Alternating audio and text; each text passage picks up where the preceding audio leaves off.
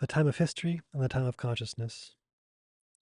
Before Hegel, the philosophies of time were deployed outside of any historical perspective, either because it was the nature of truth to be grasped in the shortest possible space of time, or because there was a discontinuity between the divine providence which manifested itself in history and the singular perspective of man who could not break time to rise to this eternity of wisdom. This dissociation of time and history made history something that was not human, a concern that belonged only to God alone, in which man had to recognize his blessed destiny. Said Hegel, we must recognize a certain perpetual and absolutely unlimited progress of the universe, so that it always advances towards a greater civilization. The problem in Kant had to be posed in new terms, since for Newton's realistic time and for Leibniz's semi-realistic time, he substituted a time whose entire objectivity consisted in being the expression of the transcendental subject. Kant's time derives its objectivity from being the condition of objectivity. That is to say, it presents itself first as that which is most formal. It is beyond experience, that which without which experience would not be. Experience refers to time, granted because it is its form, but because it is only empty form. Experience also necessarily refers to it as that which alone can give it content and allow it to become an object for consciousness. Consciousness can only empirically become conscious of time if it ceases to be an empty form to become rich in successive contents. Time will therefore be, according to the levels at which one places oneself, pure form or succession of contents, form at the level of transcendental aesthetics. It will be, in the analytic, a term of mediation between the categories and empirical content. It will be the simple succession in which existence always go disappearing and beginning without having the least quantity. Time for Kant is always close to being dissociated into a purely formal relationship of the different moments of experience and the succession of experiences themselves. We see that in the second case, the order which makes the necessity and universality of time disappears. In the first, it is the flow of time which vanishes. And Kant does not always refuse this dissociation, since he writes in the second analogy, it is a question here of the order of time and not of its course. The relationship remains, although no time has elapsed.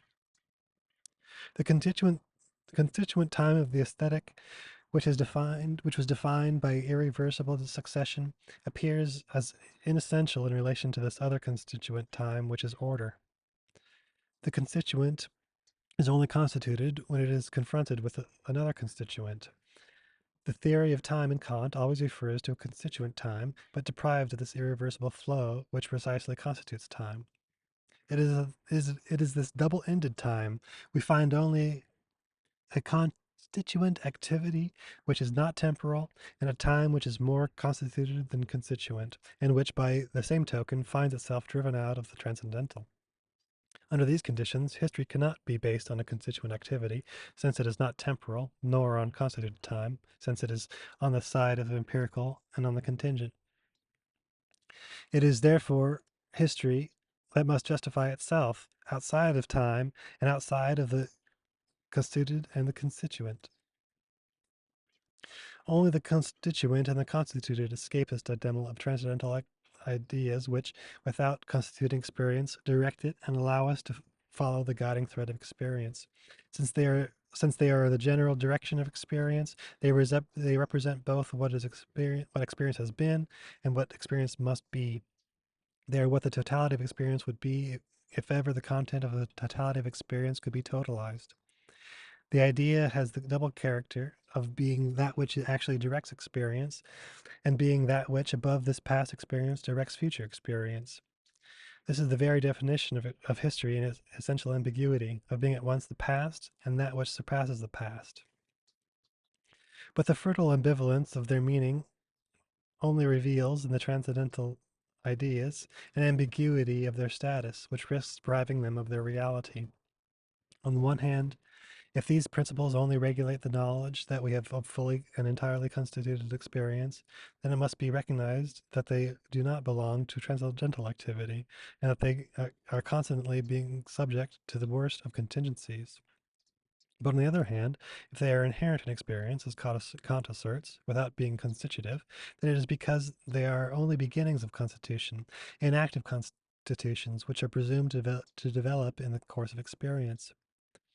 History is therefore the result of an imperfection of this transcendental, which means that it is not purely and simply constitutive.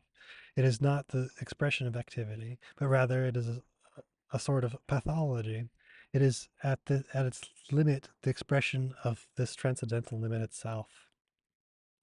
More than by the activity of the subject, in Kant it is by their imperfection and their passivity that history is made possible. In the sense that history will be pathology, and in the sense that in which Kant himself says that the establishment of a society is pathologically extorted from man. This pathos is not so much the destiny of man who finds himself wrapped up in the history that he has not made, but rather the constituting subject who cannot, by their activity, constitute from the outset the totality of experience. History is, by this very fact, driven out of transcendental activity as time was just now. But this time it is not on the side of the constituted that it is possible to discover it, but rather on the side of that which constantly is to be constituted, being neither constitutive nor constituted. Driven out of the transcendental, history immediately loses, with universality and necessity, the essential character of objectivity. It is the extreme of contingency and subjectivity, the expression of the human faculty of knowing. With this faculty, which is not the constitutive activity, are reintroduced the division of nature and knowledge and their reciprocal inessentiality. The transcendental idea of how history is possible is the opposition of the faculty of knowing and the transcendental, like this purely opposing faculty of knowing, which was, says Hegel, the truth of knowledge for Kant. In short, the dissociation of time and history in Kant leads to the rejection of time and history outside of the transcendental. Time and history, whose destiny is then to find themselves in the empirical contingency. Time in the contingency of successive contents, history in the contingency of which necessarily affects the knowledge of these contents. Between these two contingencies, history absolutely lacks positive reality. In the face of Kantian formalism, here history has no place. Herder's philosophy has as its primary concern to give a positive status and content to history. It is in order to not let this positivity escape, and to think of history as a totality, the different concepts of divine providence, of cyclical evolution, of organic development, into which he had wanted to include the becoming of history. Herder substituted for them the notions of Fortgang, continuation, which, instead of being the empty idea of progress, as in Kant, is the concept as a concrete notion of a continually discontinuous passage from one epoch to another. It is the Fortgang which makes the Egyptian and the Phoenician civilizations come together or renew themselves in Greek civilization, which makes in this civilization itself everything that was Phoenician or Greek become truly Greek, Phoenician or Egyptian become truly Greek. Continuity of historical framework and of perpetual renewal, such are the two principles, very loose and very close to the concrete, which constitute for Herder the becoming of history. But what Herder's philosophy brought in terms of historical consistency and positivity against the Kantian conception, it loses when it does not introduce a hierarchy between eras, which amounts to depreciating the past in light of the present, in the sense of a progression which is unlike progress, Fortschritt, immediately, on the other hand, by making no room for the subject of this historical development. We may ask, starting from the subject, Kant had never been able to reach a history which was not of an empty concept nor of a contingent becoming. But starting from this infinitely rich becoming, how could Herder rise to a philosophy of the subject? Some texts could make one believe that the subject of history is God, since the future is an epic of God across all millennia, continents, and human generations. But if history were the becoming of God, then each moment of this history would be a moment of God, and man would be a part of God discovering himself. Man's destiny would be to become God. He would constantly move towards the most real and greatest freedom. This itself is the contradiction with the notion of a Fortgang, continuation. The often repeated assertion that men are blind instruments who all act in the illusion of freedom and yet are unaware of what they are doing and for what purpose they act. Herder also refuses to see in the species the raison d'etre of historical future. He protests against the Kantian idea, subsequently taken up by Schelling, that only the most distant generations will inhabit the building to which a long succession of ancestors will have worked. There is for Herder no reason for this individual to be preferred to that one, for this generation to be sacrificed to benefit another. It is impossible to establish the hierarchy of values between the different historical moments. Each sphere has within itself the center of gravity. Finally, no more than historical development of itself, the historical of this development, history as science, does not refer to a subject. The historian, they have no privileged status. If they are a prophet, they are a prophet of the past, a soothsayer of what has already been divined. They are not above the times. They are for whom the truth which was or which will be is now. They only interpret what has been. That is, in Herder, more than any of his predecessors, even Vico, the philosophy of history therefore refers to a philosophy of the historian. A conception of the subject is therefore totally absent in Herder, since he refuses all those possible subjects offered to him by previous theories or the very logic of his system, either God, the human species, or even the historian. This absence of subject develops in a series of consequences which reveal that this history, at the beginning the most real and the most positive, is in reality deprived of reality because it has no status or legitimacy. History, as Herder conceives it, can be understood not as an experience, since there is no subject for whom it can be an experience. It is a pure object, an object which is only an object to the point that it excludes the subject for whom the object would be an object, and it thereby loses its very nature as an object. It is neither on the side of the object or on the side of the subject. It is outside of these categories, that which cannot be legitimately thought, that which, even strictly speaking, cannot be thought in any way. History, not only does it have no objectivity, since the subject for which it would be objective has not been defined, but it is not even an experience of something for someone. But since it is not experience, it cannot take on the specific character of all historical experience, that is to say, of temporality, time which would not be the form in which the experience of a person unfolds as a subject would not be real time. Time would be pure succession of the order of things, but what constitutes the very nature of time would escape it. In short, this history of Herder, which originally presented itself as a concrete whole, which refused any too strict conceptualization, reveals itself in reality as infinitely poor, since it is deprived of what constitutes the essence for history, time. History is the totality of things minus the temporal dimension. That is to say, it cannot be anything we want except history. It would therefore be possible to speak of Kant's empty history and or of Herder's blind history by showing that Kant's empty formalism reveals itself as a blind concept, and that Herder's principle is plenitude is as poor as Kant's emptiness. And this is because in both time and history are dissociated. In Kant, time is already constituted as a transcendental structure when the problem of history appears. History is then rejected towards that what it is to be as constituted. For Herder, history appears as presenting itself from the outset, even before it is possible to create a philosophy of the subject and of time, of history thus stripped of all temporality.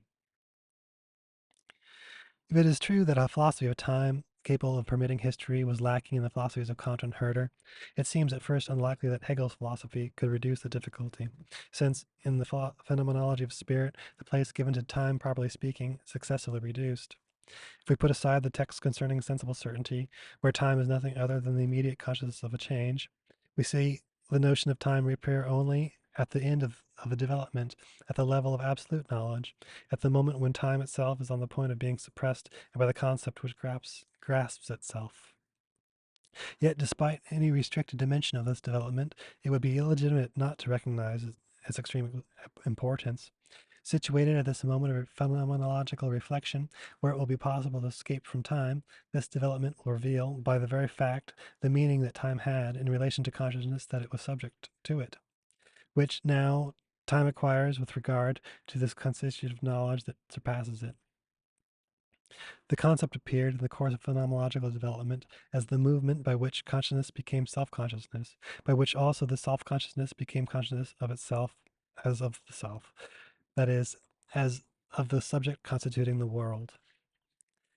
The subject is the movement of consciousness, which becomes absolute knowledge and which in this knowledge appears to itself as what it already was.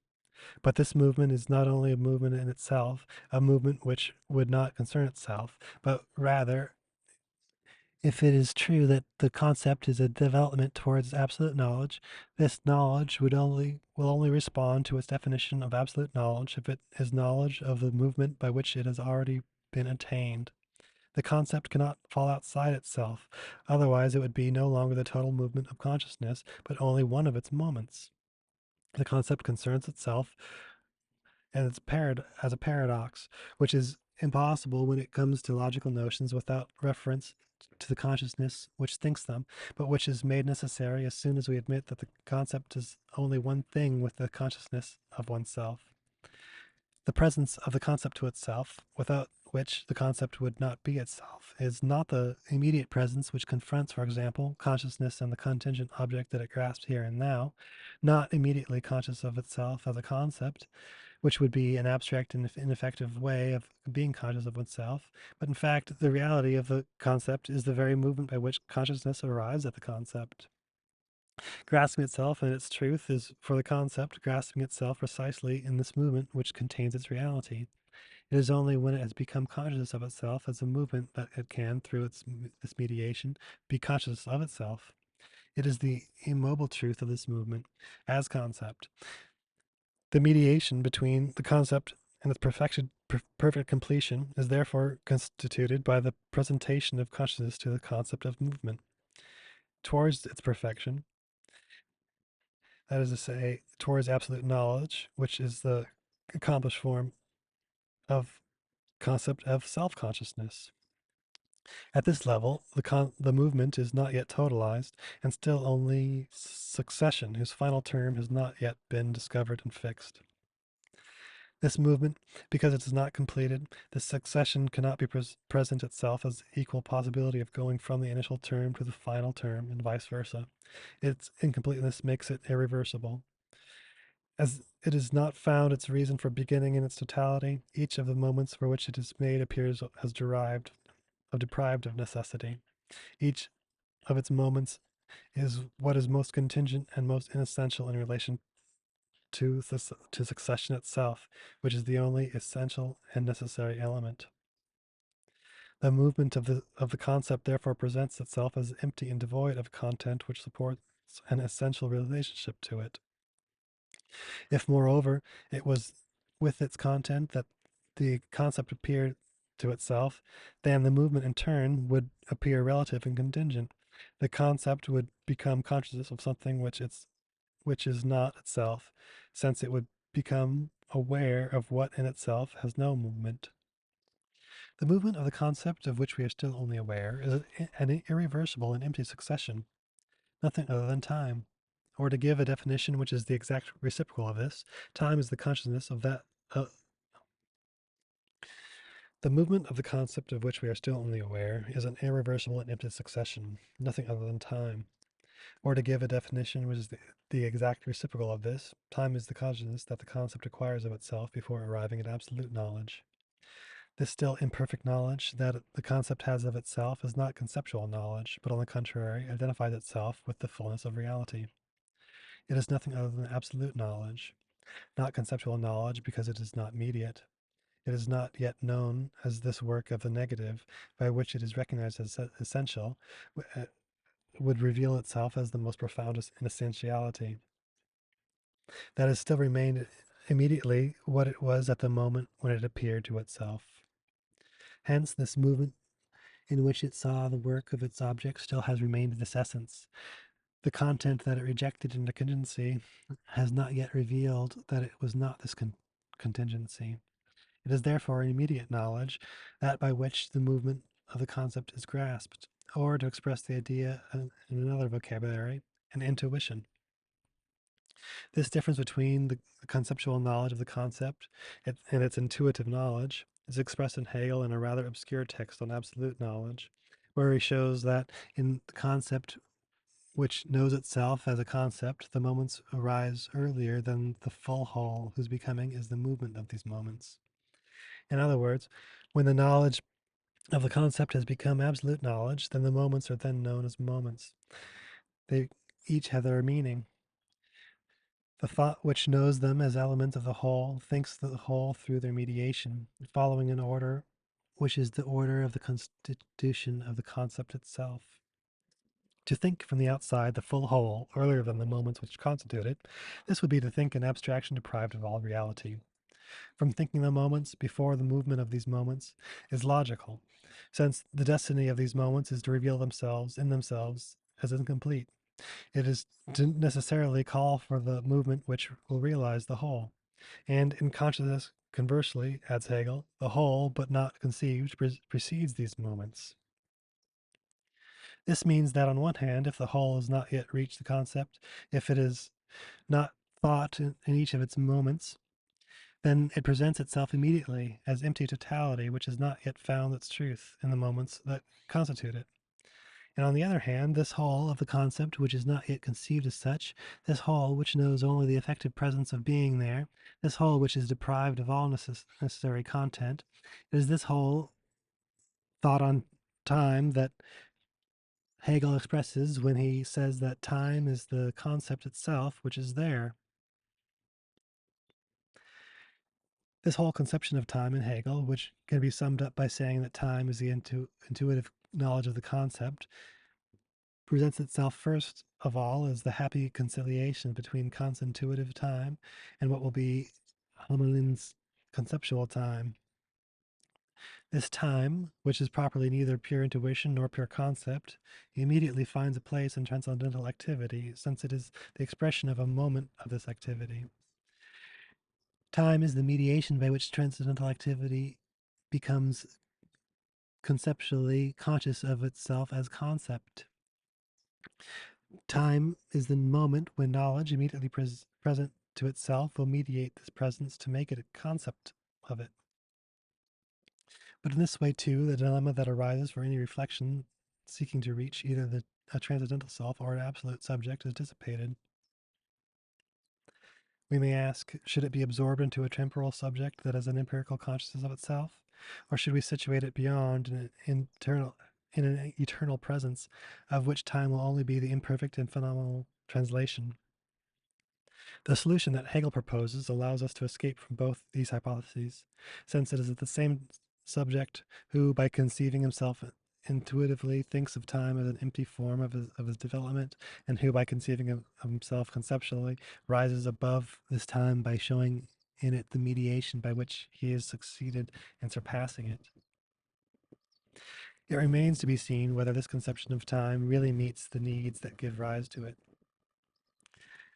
Whether it is true that it can found that philosophy of history, which neither Kant nor Herder had found a theory of time capable of supporting it.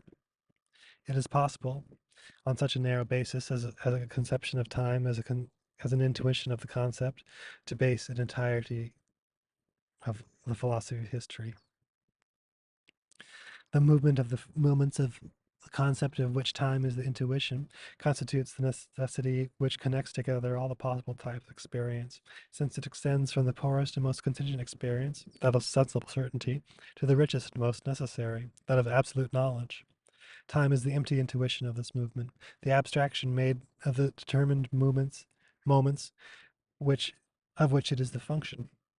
It therefore constitutes the form in which the matter of all experience can and must be integrated. Thus, there is no experience which falls outside of it, and there is nothing in it which is not the form of some experience. In other words, time, it does not constitute an isolated sector of experience. It is not even the form of a part of experience.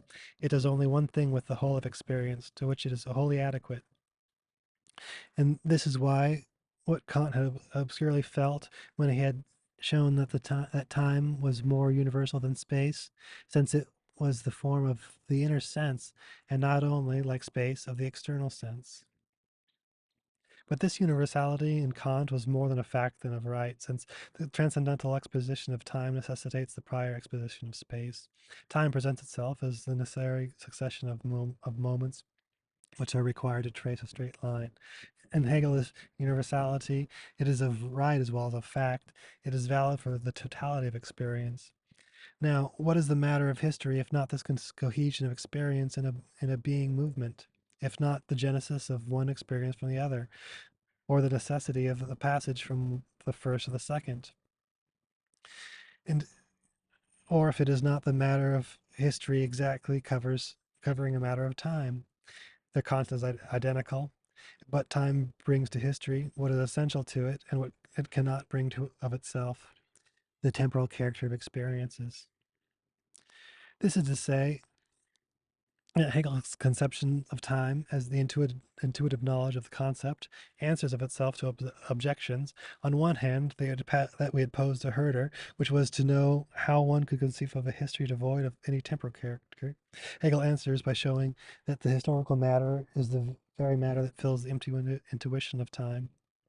And on the other hand, in the same way, Hegel resolved the Kantian difficulty, which was that of a historical knowledge causing the actual real content of experience to escape. What allows historical knowledge not to be an abstraction in relation to the historical framework that it seeks to think is that the destiny of the consciousness which actually lives history is to become self-consciousness. That self-consciousness as the world, that is to say, absolute knowledge includes the knowledge of the development by which consciousness has arrived at this knowledge, and that by that very fact one can say that the fact that there is an historical becoming implies that there is a knowledge of this becoming. Now, the passage from becoming to the knowing of this becoming, from the concept of the knowledge of this concept as such, does not take place, as we have seen, without this mediation which presents the concept as an immediate intuition. This intuition, that is time. Time appears thereby as the indispensable term, which indissolubly links the content of history and the knowledge of history. In short, time plays, in Hegel, a double role, which responds to the two deficiencies of the systems of Herder and Kant. In relation to historical matter, it is what makes this matter temporal, and in relation to historical knowledge, it is what prevents history as a science from being totally external to the becoming that it thinks.